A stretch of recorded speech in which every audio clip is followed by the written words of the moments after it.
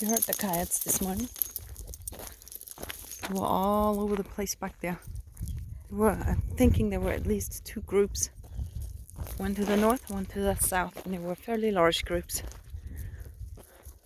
Lucy listened a little bit, but actually did not pay them much attention. We got through our trigger hole where the rabbits are fairly easy. Right now she's pulling.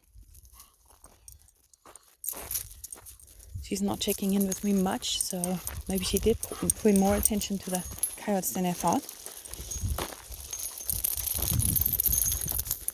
She only came back for the treat, so I did not react to that. Because her mind was still somewhere else. So she's in total seeking mode, early morning. Put it in more natural aspect. She might be looking for something to eat, which could be why she's digging for gophers.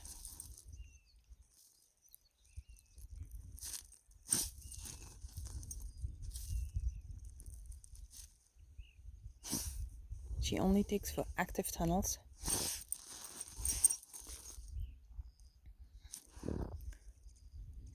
Which is why the majority of holes she leaves them alone.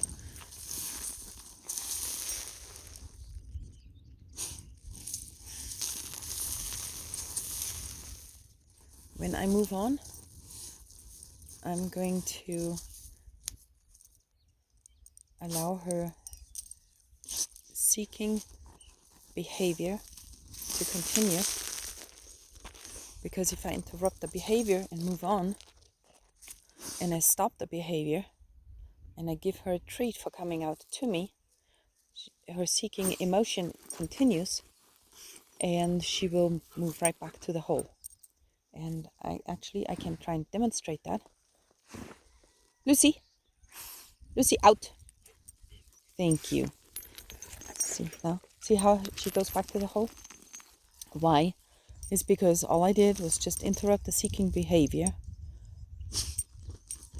not mess with the seeking emotion. So if I call her out and I give her seeking emotion, I continue to engage the seeking emotion with a different seeking behavior along the same lines, which is to go after something that is edible. Then we can move on. Lucy, out. Lucy, out. See what I do? Good girl. See? Good job. And she's actually not moving back towards the hole. Thank you, Lucy. So there's another one. Find it. There you go. So what I believe happens when I do that. Hey, Lucy. Come here. Good girl. Thank you, Lucy. Cuddles. Ah. Now she's still in seeking, and I am, and of course, because there are a lot of smells here. This was just to deal with one hole, to keep her going that way, and it will take a little bit more walking, a little bit more tree throwing. So, what I believe happens when I do that is seeking is the anticipation, the looking forward to, the excitement over experiencing something pleasurable. Thank you, Lucy. Do you want it? So, by calling her out of the hole, I am interrupting the seeking behavior. The seeking emotion continues. If I leave her in the hole and I just let her dig and dig and dig and dig, there is no Lucy, come here, babe. There is no how should I say? There's no reward really, because she just digs for 10 minutes, 15 minutes, but she still won't get what she wants, which is the gopher. And the reason why I know she wants the gopher is because she's only looking for specific holes. The fresh ones, active holes, where she knows there's a gopher in there, and she's going out after that gopher. I have watched her too many times ignore other holes. So again, when she digs in those holes, her seeking emotions remains unsatisfied. If I then call her out and I continue her seeking emotion to engage in that behavior, in the seeking behavior, Lucy, find it, come here. Then if I continue that seeking behavior, so I just reroute it a little bit. And actually, because she is able to find, which she couldn't find in the gopher hole, which is food at the end of the seeking, I am actively helping her seeking emotion along a little bit. Now she's not done, naturally, but she's not stuck in one hole for 10 minutes or even longer. And I am not trying to stop this natural emotion, this very innate and basic emotion of going for it. So that emotion is going to get satisfied one way or another.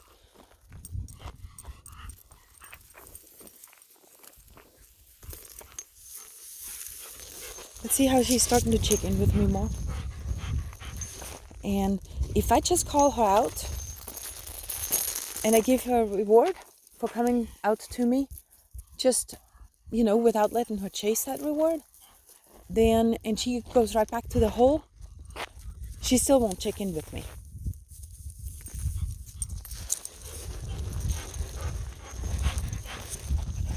But I'm actually using one of her primary emotional systems for this bonding experience. I still won't let her kill me though. Thank you, Lucy.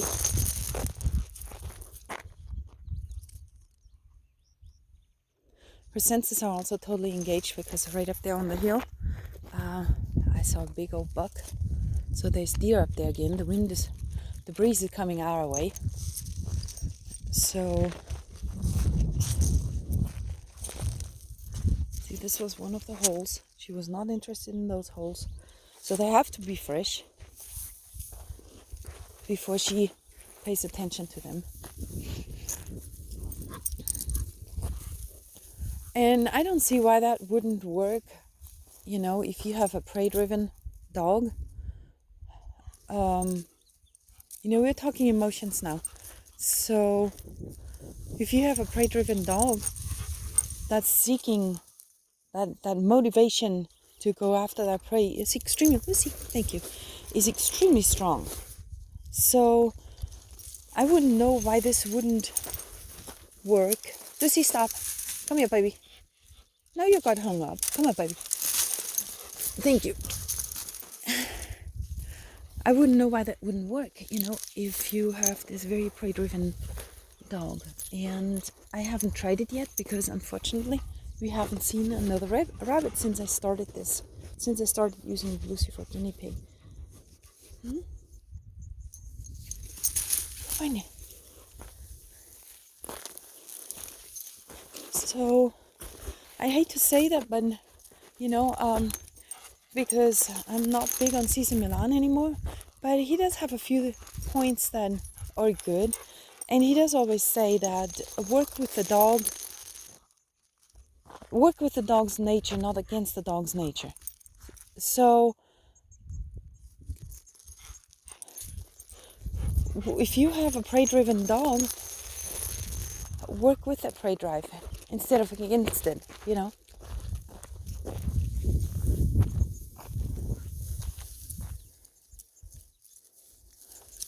It's kind of like if you think about two vehicles colliding, okay, if a vehicle collides with you, if it hits you front on, or if it hits you straight in the side, the impact is pretty strong, and it's like a sledgehammer hitting you on the head. If a vehicle tries to pass you and just kind of touches you on the side, you know, the effect won't be quite as horrible. Thank you, Lucy. So, you know, by me doing this here, I'm kind of guiding her seeking emotion, and I'm guiding her seeking behavior, and maybe streamlining it instead of getting this head-on collision. Lucy, go get it. Instead of getting this head-on collision. So now this is out here on the walk.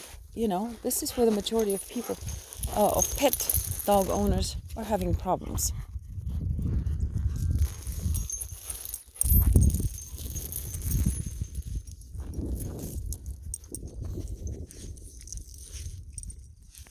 So that's it for right now.